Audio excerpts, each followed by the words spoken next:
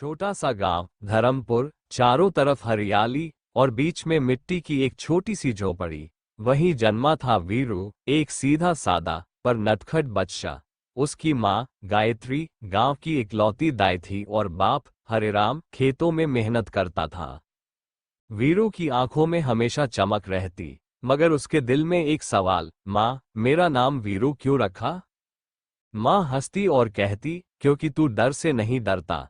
गांव धर्मपुर मध्य प्रदेश की सीमा पर बसा एक शांत लेकिन डर से दबा गांव। हर गली में सन्नाटा और हर दीवार पर किसी ना किसी जमींदार की छाया थी।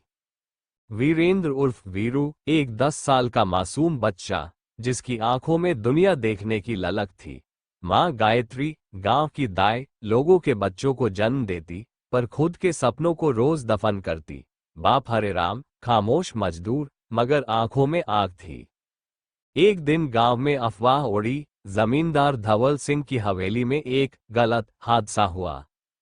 गायत्री पर आरोप लगा कि उसने जमींदार की पत्नी को समय पर नहीं संभाला, मगर सच्चाई ये थी, धवल सिंह की नजरें गायत्री पर थी। अगली सुबह गांव के पीपल के पेड़ पर हरिराम की लाश झूल रही थी, और उसी रात गायत्री को भी झोपड़ी में आग लगाकर जला दिया गया। वीरू ने वो सब अपनी आंखों से देखा, मां की चीखें, बाप की लाश और गांव वालों की चुप्पी। उस रात वीरू भाग गया, मगर उसके कानों में एक ही आवाज गूंजती रही, अब कोई डर नहीं, अब मैं निर्भय हूं।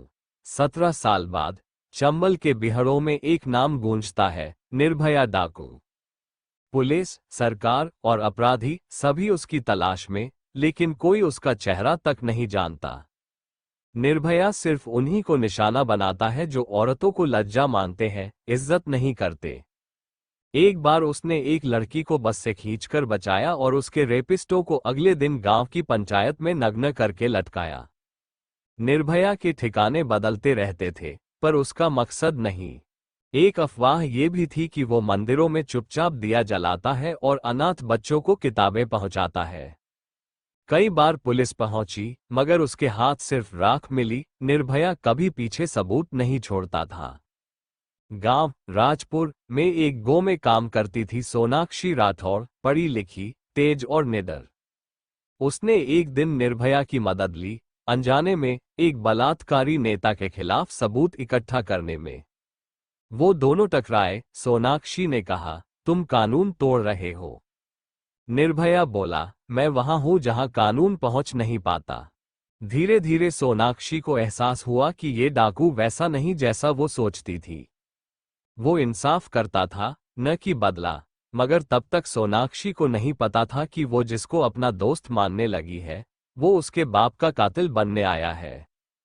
हाँ, सोनाक्षी धवल सिंह की बेटी थी, वही जमींदार जिसने वीरू के बचपन को खून में डुबो दिया था। सोनाक्षी ने एक दिन बिहार में छिपते निर्भया को उसका असली नाम लेकर पुकारा, वीरेंद्र। निर्भया ठहर गया, तुमने मेरा नाम कैसे जाना? क्योंकि मुझे तुम्हारी माँ की डायरी मिल गई, और मेरे पापा की सच्चाई भी।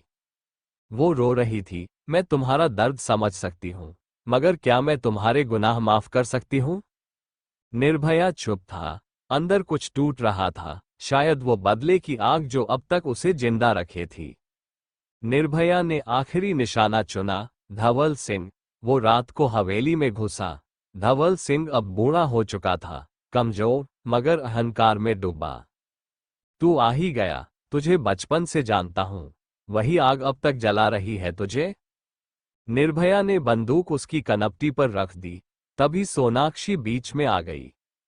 अगर आज इसे मारा तो तेरा हर संघर्ष, हर इंसाफ, सब बेकार हो जाएगा। तू भी वही बन जाएगा जो ये था। धवल सिंह हंस रहा था, मार इसे, अगर सच्चा मर्द है।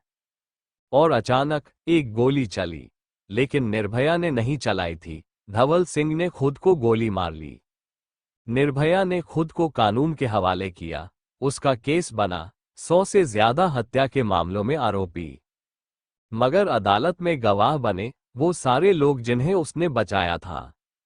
जज ने कहा, कानून को अपने हाथ में लेना अपराध है, मगर जब कानून अंधा हो तो इंसाफ की एक चिंगारी भी उम्मीद बन जाती है। निर्भया को उम्रकैद दी जाती है, ताकि वो बाकी डाकुओं को ये सिखा सके कि इंसाफ खून से नहीं समझ से होता है। पुलिस पहुंचती है। निर्भया ने खुद को सरेंडर कर दिया। अखबारों की हेडलाइन थी, डाकू नहीं, इंसाफ का सिपाही था निर्भया। सालों बाद जेल में एक बूढ़ा कैदी बैठा था, खिड़की से झांकता हुआ। उसके हाथ में सोनाक्षी की भेजी एक चिट्ठी थी। तुमने मुझे मेरे पिता से नहीं, उनके पापों से आजाद किया। आज भी जब बेटियों को न्याय चाहिए, मैं तुम्हारा नाम लेती हूँ, निर्भया। जेल में एक बूढ़ा कैदी बच्चों को किताबें पढ़ाता है। एक बच्ची पूछती है, आपका नाम क्या है? वो मुस्कुराता है, निर्भया। निर्भया की और बीती हुई कहानी देखने के लिए चैनल को लाइक सब्सक्राइब जरूर करें।